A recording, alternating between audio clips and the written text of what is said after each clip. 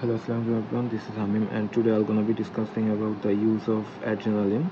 So, adrenaline is secreted from the adrenal medulla. So, adrenaline আমাদের বডিতে adrenal medulla থেকে secret হয়, but also আমরা এটাকে exogenously বডিতে দিতে পারি in some clinical cases like anaphylactic shock, cardiac arrest, control of hemorrhage with local anesthesia, acute bronchial asthma, and glaucoma. So, আমরা ফার্স্ট স্টার্ট করবো অ্যানাফাইলেকটিক শক থেকে।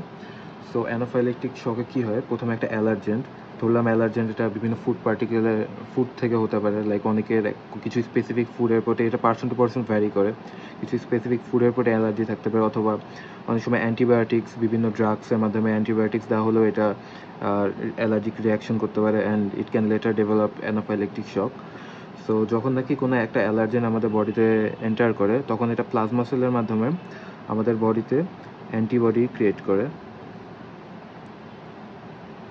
তো অ্যান্টিবডি আইজি ইমিউনোগ্লোবিন ই তৈরি করে রাখে। সো এই অ্যান্টিবডি যখন নাকি ফার্স্ট ওই অ্যালার্জেনটা দ্বারা ইন্ট্রোডিউসড হয় বডি, ফার্স্টে এটা প্লাজমা সেলের মাধ্যমে অ্যান্টিবডি তৈরি করে, এবং এই অ্যান্টিবডি যখন তৈরি হয়ে থাকে, এটা মাস্ট সেলের সারফেসে এই অ্যান্টিবডিগুলো রেডি থাকে, যাতে এই পরবর্তীতে যদি ওই অ্যালার্জেন্ট আবার এক্সপোজারে আসে, ওটা ওই মানে সেই অ্যালার্জেনকে একটা অ্যান্টিজেন্ট হিসেবে কাউন্ট করে। সো এই অ্যান্টিবডিগুলো ডিফেন্ড করতে পারে। সো ফার্স্ট এক্সপোজারে কিছু অ্যান্টিবডি তৈরি হয়, অ্যান্ড সেকেন্ডলি এই সেম অ্যালার্জেন্ট যদি আবার বডিতে এক্সপোজার পায়, সেকেন্ড এক্সপোজারে কী হবে, এইগুলো যে অ্যান্টিজেনগুলো ছিল, মানে যে অ্যালার্জেন্টগুলো ছিল, ওগুলো অ্যান্টিজেন্ট হিসেবে কাজ করে, এগুলোর বিরুদ্ধে অ্যান্টিবডি যে ফর্ম হয়ে আছে, এগুলো একটা অ্যান্টিজেন অ্যান্টিবডি রিয়াকশন করে এই on the surface of mast cell. So যখন নাকি এই অ্যান্টিজেন অ্যান্টিবডি রিয়াকশন হয়, তখন এই মাস্ট সেল থেকে এটা ডিনেচারেশন হয়ে যায় মাস্ট সেলটা। সো ডিনেচারেশন হয়ে এটা রিলিজ করে প্রোস্টাগ্ল্যান্ডিন, লিউকেট্রিন, হিস্টামিন। সো এই প্রোস্টাগ্ল্যান্ডিন, লিউকেট্রিন, হিস্টামিন এবং এই জিনিসটা তখন হয়, এই ডিগ্র্যানুলেশনটা যখন এটা সেকেন্ড টাইম এক্সপোজার হয়। মানে সেকেন্ড টাইম এই অ্যালার্জেন্ট, ফার্স্ট টাইম অ্যালার্জেন্ট এক্সপোজারের পর অ্যান্টিবডি তৈরি হলো, সেকেন্ড টাইম সেম অ্যালার্জেন্ট যখন আসবে, এই অ্যান্টিজেন অ্যান্টিবডি রিয়াকশন করে এগুলো প্রোস্টাগ্ল্যান্ডিন, লিউকেট্রিন, হিস্টামিন রিলিজ করলো। এখন এই হিস্টামিন করে কি, এই হিস্টামিন ভ্যাসোডাইলেশন করে।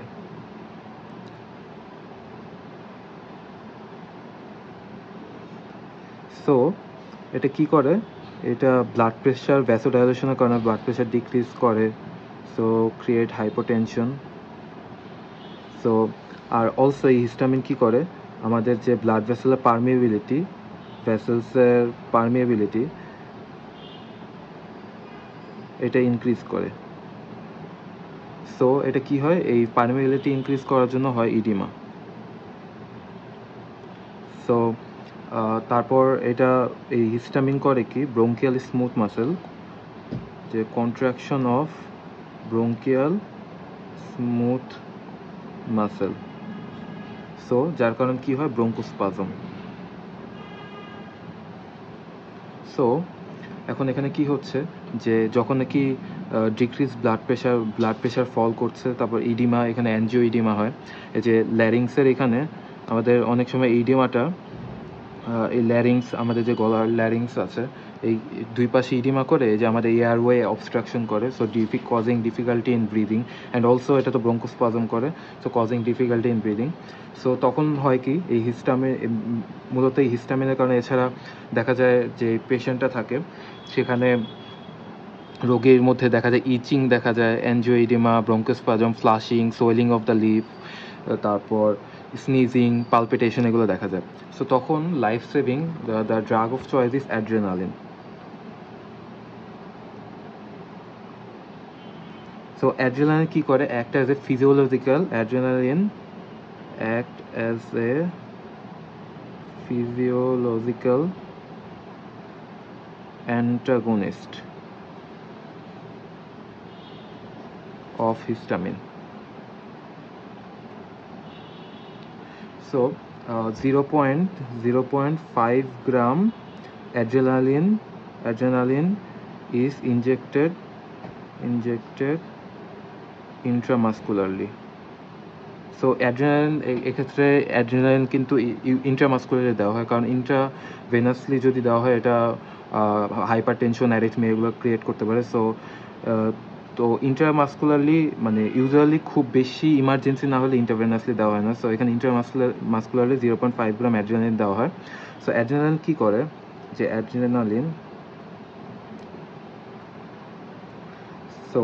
অ্যাড্রিনালিন আলফা 1 রিসেপ্টরের উপর কাজ করে।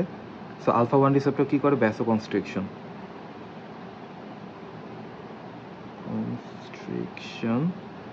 সো কী হবে, ভ্যাসোকনস্ট্রিকশন করলে যে আমাদের দেখলাম যে হিস্টামিন ভ্যাসোডাইলেশন করতেছিল, তো এটা যেহেতু এটা ফিজিওলজিক্যাল অ্যান্টাগনিস্ট, ও আড্রিনালিন আলফা 1 রিসেপ্টরের উপর কাজ করে ভ্যাসোকনস্ট্রিকশন করে কী করবে, ব্লাড প্রেশারটা কমাবে,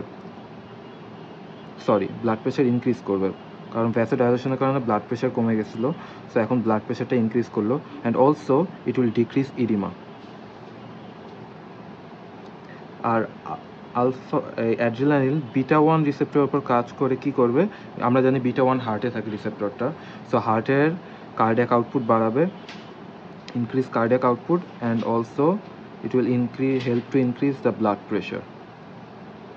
আর বিটা 2 রিসেপ্টর যেটা আমাদের জানি লাঙে থাকে, যে এটা হচ্ছিল ব্রঙ্কিয়াল স্মুথ মাসেলকে রিল্যাক্স করবে অ্যান্ড কজিং ব্রঙ্কোডাইলেশন।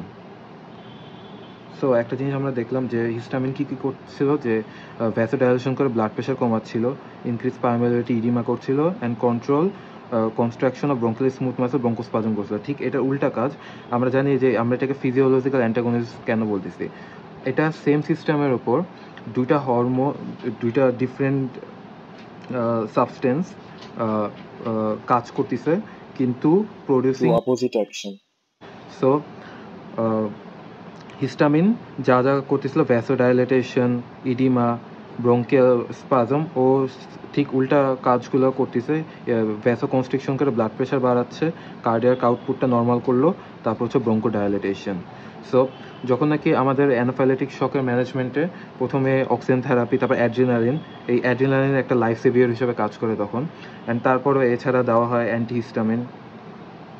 অ্যান্টিহিস্টামিন, তারপর গ্লুকোকর্টিকয়েড দেওয়া হয়, ওই যে হাইড্রোকর্টিসন।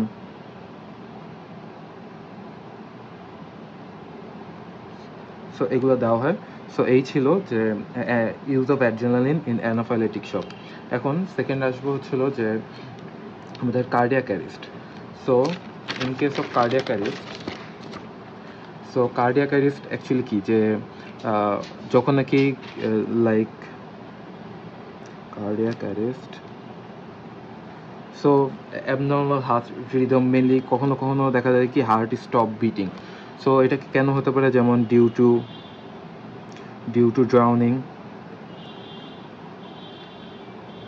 ড্রাউনিং, তারপর ইলেকট্রিকিউশন, stroke, Adam syndrome.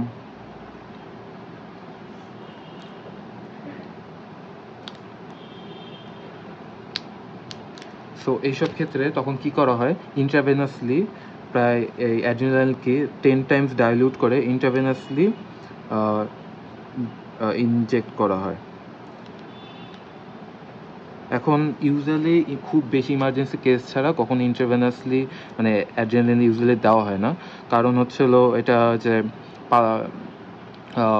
Heart rate খুব ইনক্রিজ করে দিতে পারে, পালপিটেশন করতে পারে। সো যেহেতু এটা একটা emergency case, cardiac arrest, heart একদম মানে হার্ট দেখা যায় মানে বিটিং অফ করে দিছে, সো তখন এই অ্যাড্রিনালিনটা দেওয়া হয় সাধারণত জুগুলার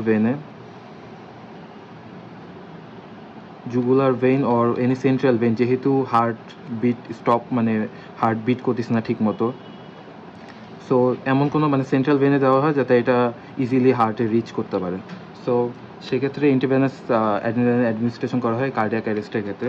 তারপর থার্ড যেটা কন্ট্রোল অফ হ্যামেরেজ, যে আমরা জানি যে এটা অ্যাড্রিনালিন ভ্যাসোকনস্ট্রিকশন করে। সো ইন কেস অফ এপিস্টেসিস, তারপর টুথ ব্লিডিং, এক্ষেত্রে অ্যাড্রিনালিন দেওয়া যেতে পারে টু মানে ভ্যাসেল কনস্ট্রিক্ট করে হেমোরেজটাকে কম করবে with local anaesthesia. Okay, local অ্যানেস্থেশিয়ার সাথে অ্যাড্রিনালিন দেওয়া হয়, কারণ কি করে, লোকাল অ্যানেস্থেশিয়াতে ও দুইটা কাজ করবে। এখানে ফার্স্ট অফ অল যে ভ্যাসো কনস্ট্রিকশন করবে, ভ্যাসো কনস্ট্রিকশন, সো এতে কি হবে, ব্লিডিংটা কম হবে and also decrease absorption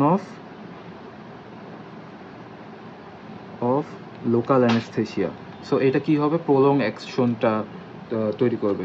so local অ্যানেস্থেশিয়াতে যে মানে rate of absorption of local anaesthesia কমাবে, যার কারণে এটা প্রলং অ্যাকশন পাওয়া যাবে এবং reduce systemic toxicity of local anaesthesia. So এটা গেল ফোর্থ পয়েন্ট। তারপর হচ্ছিল ব্রঙ্কিয়াল অ্যাজমা। সো ব্রঙ্কিয়াল অ্যাজমাতে এটা কি করে, যে আমরা জানি যে ব্রঙ্কিয়াল অ্যাজমা B2 রিসেপ্টরের সাথে বাইন্ড করে এটা হচ্ছিল ব্রঙ্কো ডায়ালাটেশন করে, কিন্তু এখন ইউজুয়ালি ব্রঙ্কিয়াল অ্যাজমাতে এটা ইউজ করা হয় না অ্যাড্রিনালিন, কারণ হচ্ছিল অ্যাড্রিনালিন একটা নন স্পেসিফিক জায়গা, এটা alpha beta, alpha 1, alpha 2, beta 1, beta 2 সবগুলোতে কাজ করে। তো আমাদের যেহেতু আরও মোর স্পেসিফিক বিটা 2 অ্যাগোনিস্ট আছে, যেমন সালবিউটামল, সালমেটেরল, টারবিউটারিন, ওগুলো বেশি ইউজ করা হয় ব্রঙ্কিয়াল অ্যাজমাতে। তো যেহেতু ওইটা মোর স্পেসিফিক, সো এখন মোর স্পেসিফিক ড্রাগগুলো ইউজ করা হয়। তো যাই হোক, তারপর হচ্ছিল গ্লুকোমা। আচ্ছা, গ্লুকোমাতে এটা ইউজ করা যেতে পারে যে ডিপিভেফ্রিন ইউজ করা হয়। এটা হচ্ছে একটা প্রোডাক্ট অ্যাড্রেনালিনের, যেটা করে কি, এটা চোখে আই ড্রপ হিসেবে দেওয়া হয়। সো এটা পেনিট্রেট দ্য কর্নিয়া, সো এই ডিপিভেফ্রিন কর্নিয়াকে পেনিট্রেট করে কর্নিয়াল স্টারেজ এর মাধ্যমে ও কি তৈরি করবে, এখান থেকে অ্যাড্রেনালিন। আমি বললাম যে এটা একটা প্রোডাক্ট, মানে এখান থেকে পরবর্তীতে অ্যাড্রেনালিন তৈরি হয়। এই অ্যাড্রেনালিন কী করে, কীভাবে কাজ করে গ্লুকোমাতে, আমরা জানি গ্লুকোমাতে ইন্ট্রাঅকুলার প্রেশার বেড়ে যায়। সো ও কী করবে, যে increase intraocular pressure outflow, so intraocular প্রেশারটা ড্রেনেজটা বাড়াবে, মানে আউটফ্লো, সো দ্যাট এটা চলে যেতে পারে, and decrease aqueous humour production, অ্যাকোসিমার সিক্রেশনটা কমাবে। সো কী হবে, যখন আউটফ্লোটা বেড়ে যাবে এবং এটা সিক্রেশনটা কমে যাবে, সো আলটিমেটলি কী হবে, এটা result in decrease intraocular pressure. So এভাবে acute bronchial asthma, glaucoma, local anaesthesia, control of haemorrhage, cardiac arrest and anaphylactic শকে অ্যাড্রেনালিন ইউজ করতে পারে। বাট এখানে সবচেয়ে মোস্ট ইম্পর্টেন্ট ইউজ হলো ক্লিনিক্যালি ইউজ করা হয় অ্যানাফাইলেটিক শক, কারণ this is the drug of choice in case of anaphylactic shock and it act as a life saviour. So this is from this topic, use of adrenaline. So thank you.